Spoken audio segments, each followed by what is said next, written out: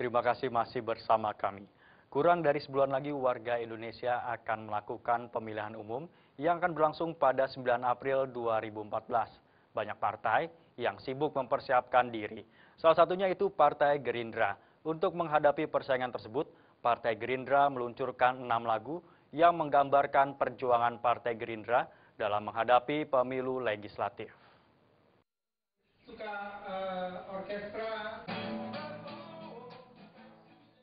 Persiapan pemilu sangat dibutuhkan oleh setiap partai yang mengikuti pemilihan umum legislatif. Seperti yang dilakukan oleh Partai Besutan Prabowo Subianto, di mana Partai Gerindra dalam menghadapi pemilu tahun ini meluncurkan 6 buah lagu yang dibuat oleh simpatisan Partai Gerindra ataupun pengarang lagu. Peluncuran lagu penyemangat ini dilakukan di kantor Partai Gerindra, Jalan Harsono RM, Jakarta Selatan. Menurut Fadlizon, Wakil Ketua Umum Partai Gerindra, bahwa peluncuran lagu ini merupakan sebagai bagian dari perjuangan Gerindra. Fadlizon yang merupakan Ketua Badan Komunikasi Partai Gerindra mengatakan bahwa pembuatan lagu ini juga bertujuan untuk membangkitkan semangat seluruh kader dan simpatisan Gerindra.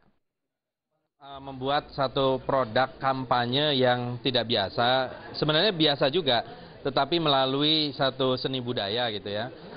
Sehingga tidak melalui pidato-pidato, tidak selalu itu gitu ya. Jadi ada gagasan untuk membuat dalam bentuk lagu-lagu. Dan kemudian saya diminta untuk membuat lirik dan bekerja sama dengan beberapa orang yang terutama yang lagu yang lirik saya itu dibuat aransemen musiknya oleh Mas Idris Sardi ya, maestro biola kita yang luar biasa itu. Dan kemudian lagu yang lain Prabowo Presidenku oleh Mas Reza Herlambang. Jadi lagu-lagu ini akan menjadi lagu-lagu kampanye Partai Gerindra. Beberapa artis yang menjadi kader Gerindra yang ikut menyanyikan lagu ini antara lain Jamal Mirdad, Dery Drajat, Nuri Syaden, bahkan Wakil Ketua Umum Partai Gerindra Fadlizon ikut menulis lirik salah satu lagu.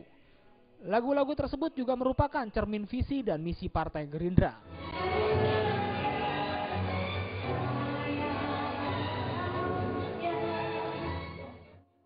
Dari Jakarta, Hamjati dan Muhammad Adam Ihras melaporkan. Badan Pengawas Pemilu menggandeng Kepolisian RI dan Kejaksaan Agung untuk bekerja sama dalam penegakan hukum terpadu terkait permasalahan pemilu. Untuk itu Bawaslu meresmikan Sekretariat Sentra Penegakan Hukum Terpadu Gakumdu di kantor Bawaslu Jalan MH Tamrin, Jakarta, Kamis pagi. Tidak hanya kecantikan, keindahan, dan keanggunan. Badan Pengawas Pemilu Bawaslu, Kepolisian Republik Indonesia, dan Kejaksaan Agung meresmikan Sekretariat Sentra Penegakan Hukum Terpadu Gakumdu di kantor Bawaslu Jalan MH Tamrin, Jakarta, Kamis pagi. Dalam peresmian Sentra Gakumdu, dihadiri Ketua Bawaslu Muhammad, Kabareskrim Mabes Polri Komjen Pol Suhardi Alius, Jaksa Agung Muda Pidana Umum Basuni Masyarif, Dirjen Kesatuan Bangsa dan Politik Kementerian Dalam Negeri Tandri Balilamo, dan Ketua Komisi 2 DPR RI Agun Gunanjar.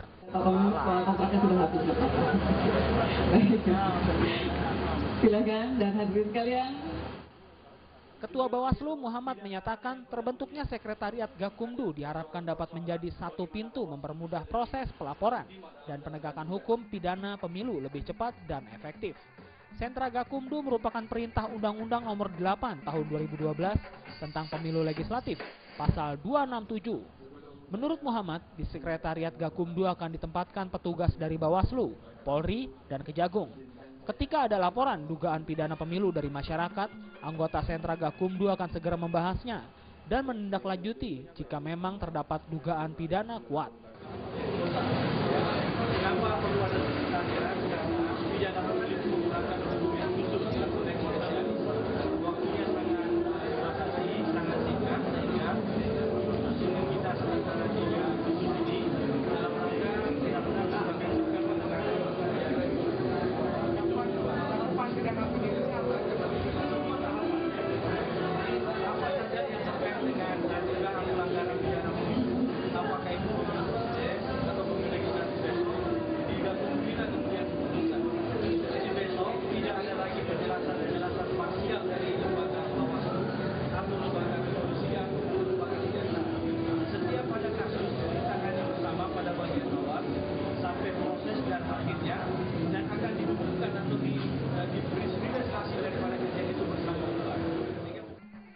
Dari Jakarta, Agus Purwoko melaporkan.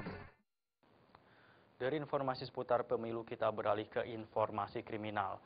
Penyidik Polda Metro Jaya telah memeriksa hasil tes kejiwaan terhadap 2 pelaku pembunuhan mahasiswi UMB Adesarah Angelina Suroto, yakni Hafid dan Ashifa.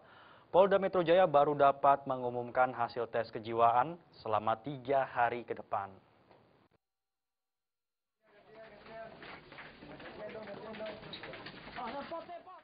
Pihak penyidik kejahatan dan kekerasan Polda Metro Jaya Kamis pagi melanjutkan pemeriksaan terhadap 2 teman pelaku pembunuhan mahasiswi UMB Adesarah Angelina Suroto, yakni Algi dan Galang, yang sempat diminta tolong oleh pelaku untuk membawakan aki untuk menghidupkan mobilnya yang mogok.